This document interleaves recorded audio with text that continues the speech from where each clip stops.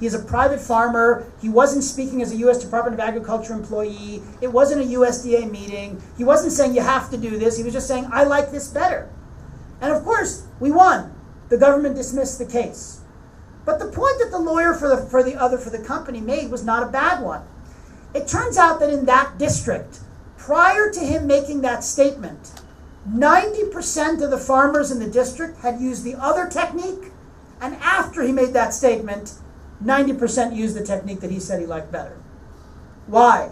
Not because they were required to do it, but because they looked at this and they said, if the government official is saying that he likes it better, I damn well better switch to using that as well. Okay? That's the basic story of why it's the case that if I am right that the government may regulate in coordination settings without ever being coercive, we may have to expand the scope of what is subject to review. And last one, in general, when we think about the role of law, the role of regulation, we think of it as being about regulating individuals. And I don't necessarily mean individuals like you and me. It could be an individual company, right? They're regulating this company or that company or the other company. But once we acknowledge this coordination dynamic as important, we might also begin to think about regulation as being directed to groups.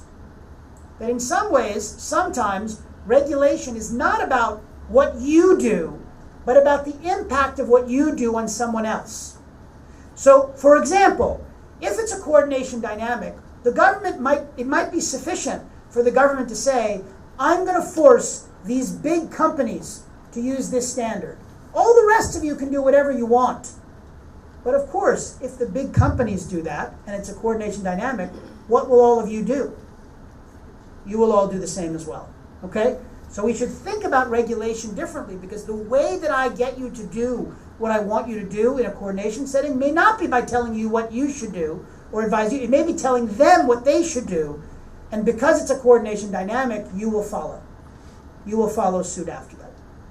All right, so let me conclude with that. The game theory, I don't want to suggest to you, can explain everything. It's simply one tool among many that we use as legal scholars, as students, as lawyers, as practicing lawyers. But I believe that used carefully, used in a systematic and thoughtful way, game theory can help us in two important ways. First of all, it may help us identify patterns and dynamics at work that we might not otherwise notice. I hope that the exercise that I've gone through with you this morning wasn't too boring, wasn't too painful, and that it has effectively highlighted for you a set of phenomenon that we don't generally think about as something lawyers worry about. But if we use game theory in this way, it may help us see that it is something that we should be worrying about. And the second thing is that game theory may help us to generate a distinct set of insights about what our world looks like and the role that law may play in it. If it does that effectively, then it will have served, I believe, a useful tool, and I hope that my introduction of it has done so as well. Thank you so much for your time, and again, thank you for having me here. It's a great honor.